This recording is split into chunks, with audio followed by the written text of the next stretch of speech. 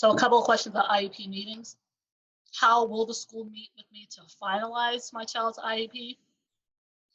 So if the IEP has, or if the evaluation I'm thinking has essentially been done, and now it's just a matter of drafting it, maybe making a couple of changes, maybe sending it to you, make sure you're okay with it, how it reads, then that can be done through email, telephone, or video conference.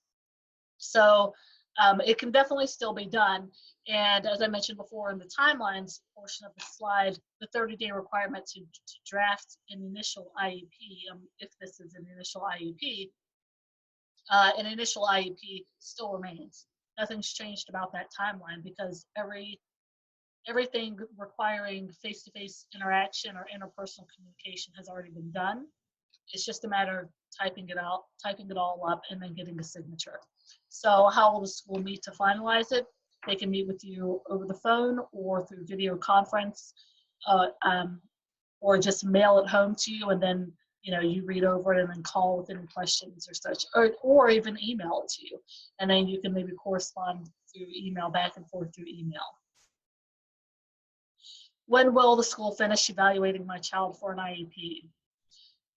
So that goes back to the other slide about evaluations having to be extended, timelines for those having to be extended, simply because the face-to-face portion of an evaluation can't be completed. So when will the school finish my evaluation will depend on how much has already been done and what is left to do. So if all of the face-to-face interaction has already been done, and now it's just a matter of maybe getting an interview with the parent to get the parent's input on the evaluation, or maybe even interviewing the teacher to get the teacher input, that part of the evaluation, well, that can still be done. And because that can be done over the phone or through video conference. If we are at the stage of the evaluation where the child needs to actually meet with the psychologist and run all the assessments like the BASC-3 and all of that, well, that's the part of it that is going to have to get postponed, because there can't be, you can certainly try to see if through what's considered telemedicine, if it can be done that way. I don't know how reliable that could be, but you can try to see if the psychologist who's doing the evaluation will conduct an evaluation through some sort of telemedicine. I haven't seen that or heard that happening, and I would question how reliable the conclusion would be. But if you're past that part of it, and again, all you need is just teacher input, parent input, even child input, that can be done over the phone, and in terms of just interviewing and asking questions about how they feel about certain situations. And certainly it can be done through a video conference. So that answer just depends on where you are in the evaluation. And how is this going to affect my child's IEP? Well, the IEP is still everything in the IEP is still supposed to be delivered in theory.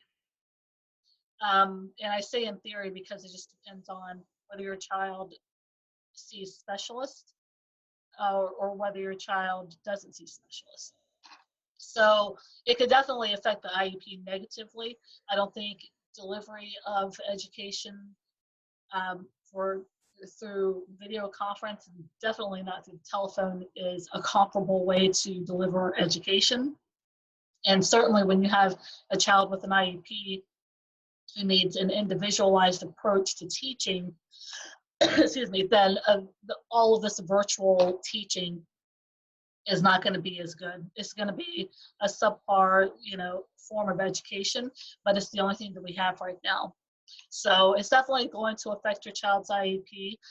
You just have to hope that there's not too much of a negative slide. You have to hope there's not a negative slide, and certainly if there is, there's not too much of a negative slide for the next 30 days until April 30th.